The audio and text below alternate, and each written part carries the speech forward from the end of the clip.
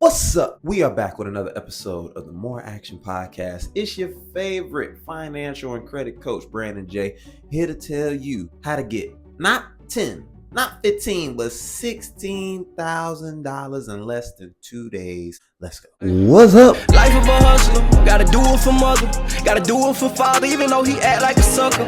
Life of a hustler, gotta do it for granny, gotta do it for brothers, even if they think I don't love them. Been getting active and hustling. So, with that being said, I want to start off this video with saying, know your price.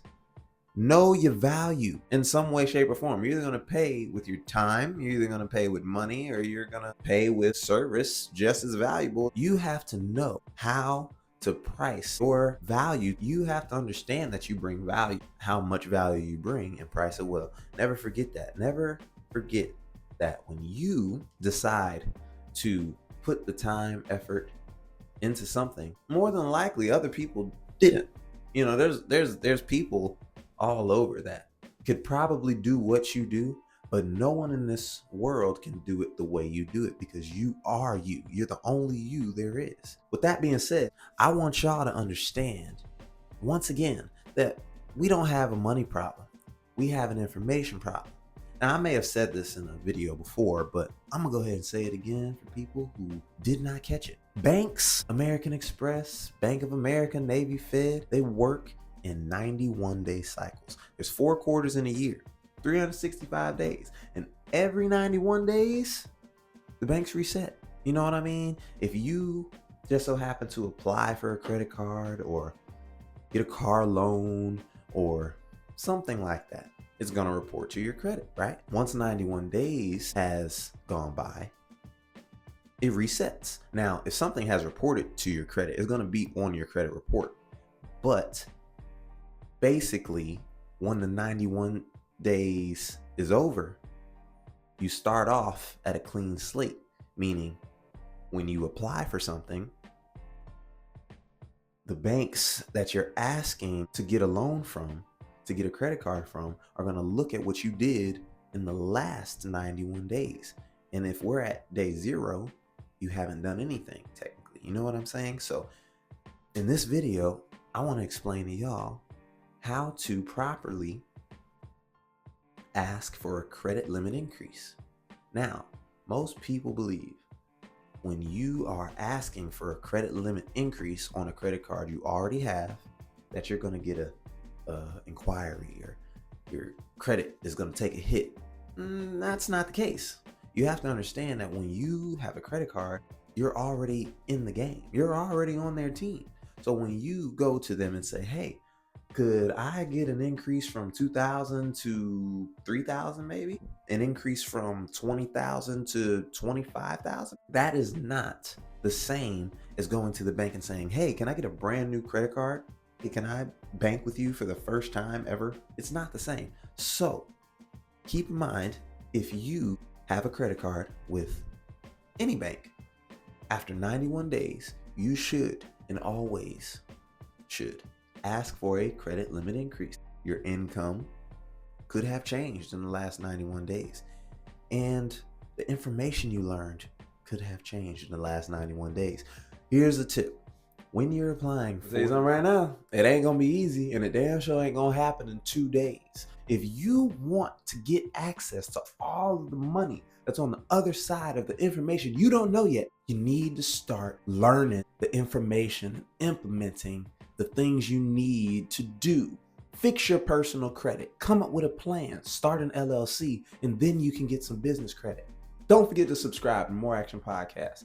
Like, comment, share, all that. It's your boy Brandon J. When you're applying for this credit limit increase, more than likely the total annual income that you put on the request was the amount of money that you make every year. But did you know that the total annual income they're asking for includes everyone in the home?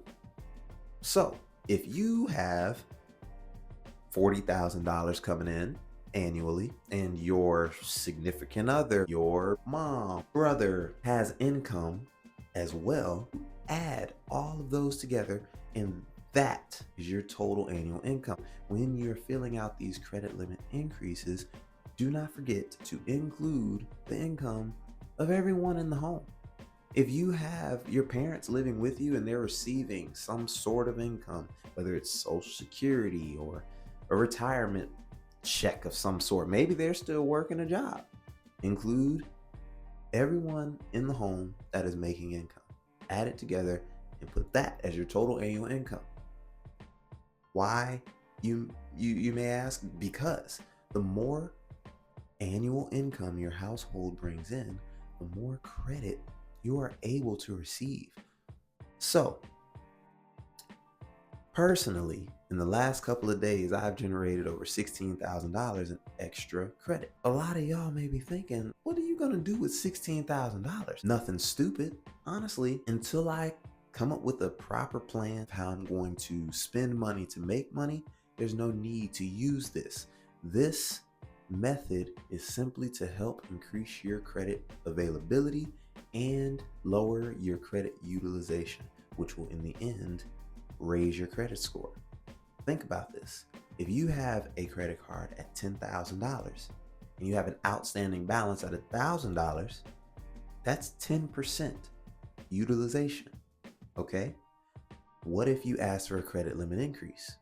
What if you said, hey, now that I understand I can include everyone in the household in the total annual income, I'm going to add that up, put that on the application, and request 15,000, let's say 20,000. Now, once you have asked for the credit limit increase and you updated your annual income, the chances of you being approved for those numbers are extremely higher. Now, let's say you got the 20,000. They bumped you from 10,000 to 20,000. You still have the same outstanding balance, $1,000. What does your utilization look like now? Your utilization just went from 10% to 5%, which will increase your credit score. If not by 5 points, 10 points, 20 points, who knows? Because the amount of credit that you add on will determine the utilization. So the more credit I have available, the lower that $1,000 outstanding balance looks on my credit report. So if I have over $100,000 in availability and $1,000 in outstanding balances, that means my credit utilization is 1%.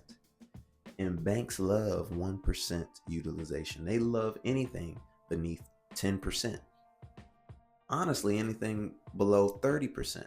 But we are not here to be average. We are here to be amongst the 1%. So remember, you don't have to stick with the current credit limit you have. You don't have to keep wondering, how can I raise my score without having to do, a bunch of studying or a bunch of disputing applications for new credit. Nah, you don't have to do all that. You can get an increase with the credit you already have. You can do it 4 times a year. So keep that in mind. Every 91 days, you should be asking for a credit limit increase because you never know. Now, 15% is the golden number. So if you take out your calculator and multiply your current credit limit times 0.15, that is the amount of credit you should be asking to add on top. So if you found out that 15% was 2,000, then you should ask for a credit limit increase of 2,000 on top of your current credit limit. That will increase the chances of the approval because 15% isn't that much, and banks are generous around that number. Now, if you start asking for double what you have or 50% more of what you have, like if you have 10,000 and you ask for 15,000, you might get approved for the increase. But then again, they might look at you as greedy and say, nice try, but we can only approve you for 12 right now. That's fine. You know what I mean? If they don't give you the entire limit that you wanted, don't be greedy. Be happy. Understand that the bank just helped you raise your credit score by giving you anything at all. A credit limit increase is one of the many ways that you can raise your credit score, and it's also one of the easiest ways to raise your credit score. I have over 8 credit cards. Imagine I got a credit limit increase on all of them. Credit is just access, okay? And if you know how to manage it properly, banks have no problem giving you more access, okay? So I would also like to announce that my book, The Credit Curriculum, live on Amazon. I will be putting a link for the book. Follow me on Instagram, More Action Podcast. Subscribe to my YouTube channel, okay? I post every Tuesday. I talk about credit. I talk about finances in general. I talk about business. My goal is to get people to understand we don't always have to work for somebody else. We can put in the same amount of work for ourselves, okay? Don't get lost in making someone else rich. That's today's video. I want my action takers to go out there, apply for your credit limit increases, because some of you probably didn't even know you could do this, which means it's been more than 91 days. You don't look that greedy and the banks just might bless you. There is no 100% guarantee you will get the credit limit increase, but now you know that you can at least try. This was another episode of the More Action Podcast. Know your value and price it well. And don't forget to ask for a credit limit increase every 91 days. It won't hurt, okay? If they say no, you're in the same spot you were in before. But if you don't ask, you're also in the same spot. It's Brandon J, your #1 financial and credit coach. More Action Podcast. Subscribe, like, leave a comment. And until next time, peace.